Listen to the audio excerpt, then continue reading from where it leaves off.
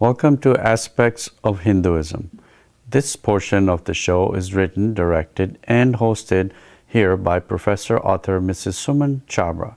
This week, this professor chooses to elaborate on completely surrendering yourself to the Almighty. Let's see.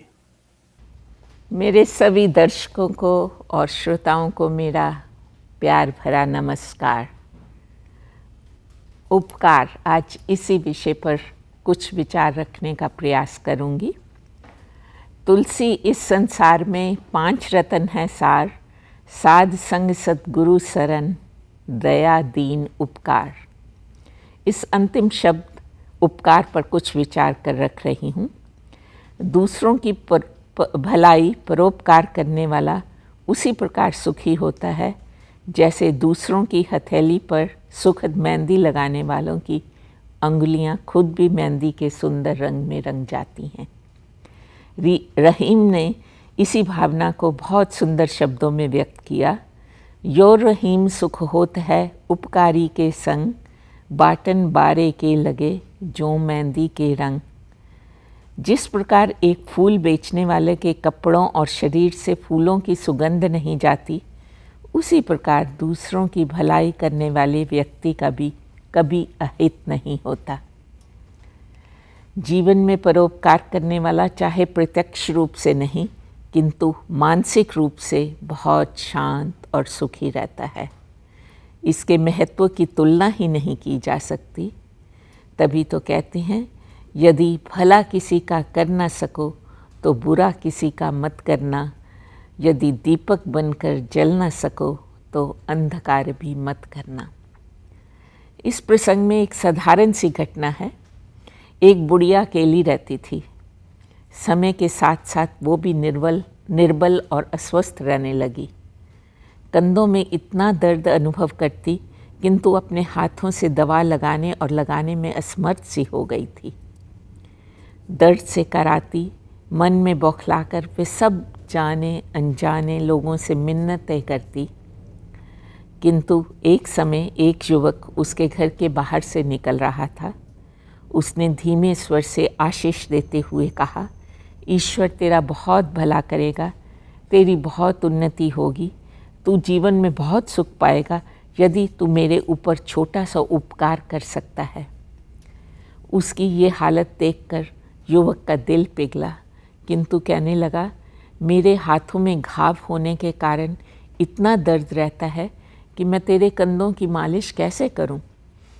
अम्मा ने कहा, बेटा मालिश की ज़रूरत नहीं, केवल मेरे पास डिब्बिया में थोड़ी सी मरहम उसे कंधों पर गिरा दे।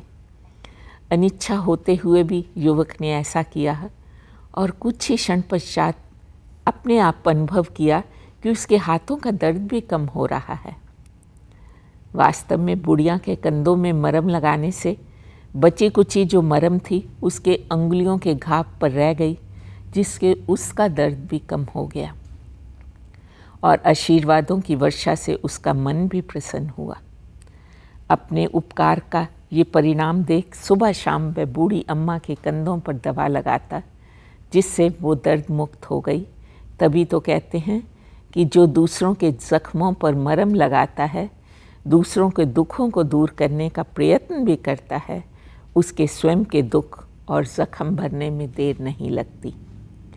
किसी को भी दुख में सांत्वना देना, किसी की पीड़ा को कम करना, उसके साथ सहानुभूति करना, ये सब उपकार के ही चिन्ह हैं।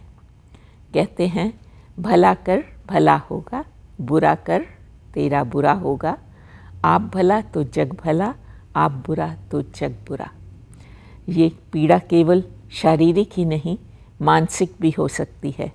यदि कोई किसी रूप से भी पीड़ित या दुखी व्यक्ति पर उपकार करता है तो वो दुखी व्यक्ति के मन से दुआएं निकलती हैं। उसका मन उस व्यक्ति के प्रति कृतज्ञता से झुक जाता है और उस पर हमेशा ईश्वर की कृपा दृष्टि भी रहती है।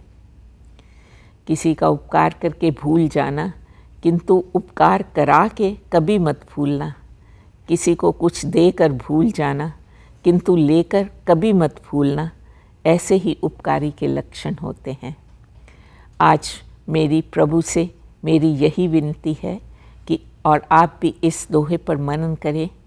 हो पवित्र जीवन हम सभी के, हे प्रभु हमें वरदान दो। रास्ता सही अपना सकें, हम में ना अवगुण हो कई, हमें सद्गुणों का दान दो। हम काम औरों के आ सकें, उपकार दूसरों के कर सकें, ऐसी शक्ति हमें भगवान दो। सबका शुभ चिंतन करते हुए धन्यवाद, नमस्कार।